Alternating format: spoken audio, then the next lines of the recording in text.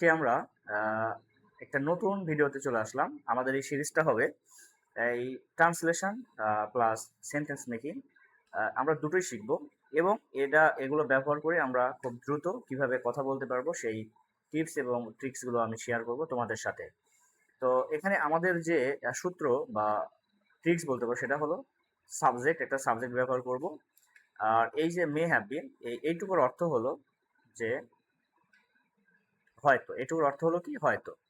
তারপরে আমরা নাউন ব্যবহার করব এবং আমরা যখন বাক্য তৈরি করব আমরা পরিবর্তন করে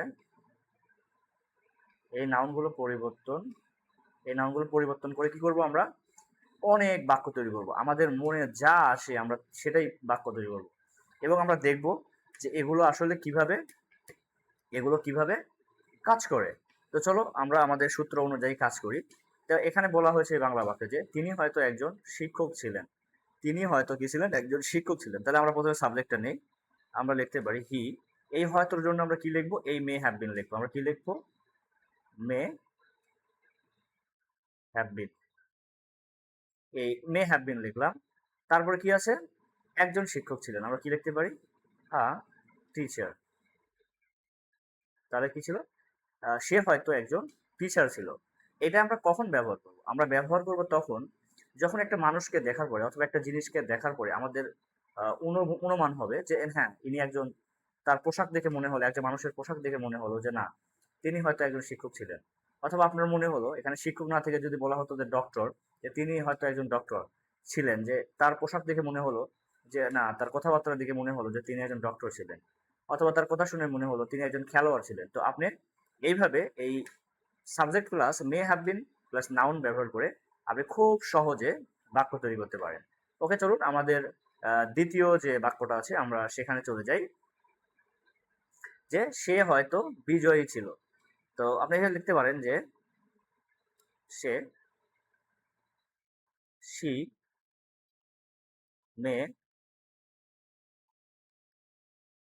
she may have been, she may have been কি ছিল, she may have been the winner. She may have been the winner, সে কি ছিল, সে একজন উইনার ছিল। সে একজন উইনার ছিল। ওকে, তারপর দেখেন আমাদের তৃতীয় বাক্যটা খালি সূত্র বসাবো আর আমরা শুধু কি করব, নাউনগুলো চেঞ্জ করব। দেখবেন একদম ইজি, পানির মতো আপনি হাজার হাজার বাক্য তৈরি করতে পারবেন। এখন যে এটা হয়তো একটা ভুল ছিল, যে যে it may have been, sorry it may have been কি ছিল, হ্যাঁ mistake. It may have been mistake, এটা হয়তো একটা ভুল ছিল। এখন দেখুন তারা হয়তো অতীতে ভালো বন্ধু ছিল। আমরা এটা কিভাবে বলতে পারি, তারা হয়তো অতীতে বন্ধু ছিল। তাহলে তারা মানে কি, এখানে আমাদের দিতে হবে হচ্ছে যে দে। এ হয়তোর জন্য আমরা কি লিখবো, may have been, may have been, they may have been কি ছিল, they may have been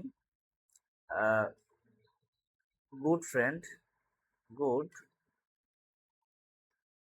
good friend কখন ছিল, অতীতে। তাহলে ইন দা পাস্ট, তারা অতীতে হয়তো ভালো বন্ধু ছিল। আপনি একটা মানুষকে দেখলেন, তারা দুজন কথা বলছে এবং তাদের কথা শুনে আপনার মনে হলো যে তারা হয়তো অতীতে ভালো বন্ধু ছিল। তো আপনি এই কথাটা এইভাবে বলতে পারেন। ওকে, এখন দেখবো একটু কঠিন বাক্য, দেখেন একটু বড় বাক্য, যে অবসর নেয়ার আগে তিনি হয়তো একজন ডাক্তার ছিলেন। তাহলে আমরা প্রথমে আগে এই সাবজেক্টটাকে আইডেন্টিফাই করি যে তিনি। তাহলে আমরা আগে তিনির পরিবর্তে আমরা কি লিখলাম, যে হি। তারপরে আমরা হয়তো আমাদের সূত্রটা লিখলাম, মে হ্যাভ বিন। তাহলে কি ছিল, হি may have been a doctor. কখন ছিল, তার অবসর নেয়ার আগে। আমরা লিখতে পারি বিফোর বিফোর হি রিটায়ার্ড।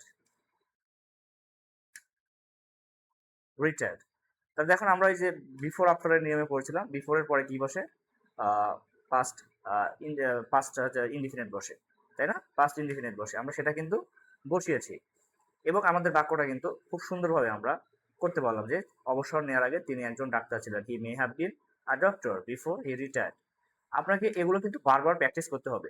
এগুলো খাতায় লিখে বারবার প্র্যাকটিস করতে হবে। ওকে? এখন দেখবেন ওই ব্যক্তি হয়তো একজন চোর ছিল। তাহলে কি ব্যক্তি? ওই ব্যক্তি। তাহলে আমরা ওইকে কিভাবে লিখবো এখানে?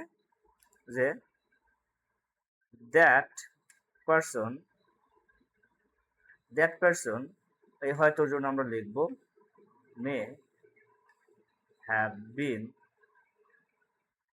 মে have been a thief, may have been a thief. Okay? তারপর দেখেন এটা চমৎকার একটা বাক্য। তিনি হয়তো তার যৌবনে একজন বিখ্যাত গায়ক ছিলেন। ওকে? তাহলে আমরা লিখতে পারি যে হি মে হ্যাভ বিন, কি ছিলেন? একজন বিখ্যাত গায়ক ছিলেন। He have been a, he may have bin, he may have বিন ছিল কি? যে famous. He may have been a famous, he may have been a famous singer, he may have been a famous singer. কখন ছিল? তার যৌবনে। In her youth, in her youth. তাহলে দেখেন আমরা খুব সুন্দরভাবে আহ, বাক্যগুলোকে খুব সহজে একটা সূত্রের মাধ্যমে শুধুমাত্র কি সাবজেক্ট প্লাস মে হ্যাভ বিন, তারপরে কি নাউন প্রোনাউন, এবং আমরা এগুলো ব্যবহার করে দেখেন আমরা কত সুন্দর করে বাক্যগুলো তৈরি করতে পারছি। এখন দেখবো এটা হয়তো একটা গুজব ছিল। কি ছিল? এটা হয়তো একটা গুজব ছিল।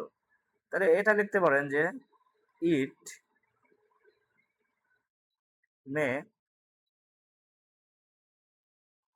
ইট may have been a rumour, it may have been a rumour. এটা একটা কি ছিল? এটা একটা গুজব ছিল।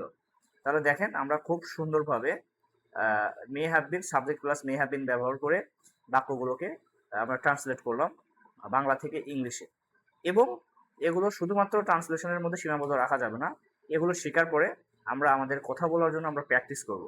আমরা প্র্যাকটিস করব এবং আমরা চেষ্টা করব এই যে আপনার হচ্ছে যে নাউনগুলো আছে, আমরা নাউনগুলো পরিবর্তন করে দেব। যে এখানে বলা হয় যে তিনি হয়তো একজন শিক্ষক ছিলেন, তিনি বলতে পারেন তিনি একজন সিঙ্গার ছিলেন, তিনি একজন প্লেয়ার ছিলেন, তিনি একজন বলতে পারেন যে ডক্টর ছিলেন। আমরা এইভাবে পরিবর্তন করে দেব যে তিনি একজন বিজয়ী ছিলেন। এখানে আপনি পরিবর্তন করে যে তিনি একজন কি ছিলেন? বিজয়ী ছিলেন না। আপনি এরকম নেগেটিভ বাক্য তৈরি করতে পারেন। খুব সুন্দরভাবে করবেন। তো আশা করি আমার ভিডিওটি আপনাদের ভালো লেগেছে। আর আমার ফেসবুক পেজটা ফলো করবেন। আর আমার ইউটিউব চ্যানেলে যদি ফুল ভিডিও দেখতে চান তাহলে আমার ইউটিউব চ্যানেলে ভিজিট করবেন। আমি লিঙ্কটা কমেন্টে দিয়ে রাখবো।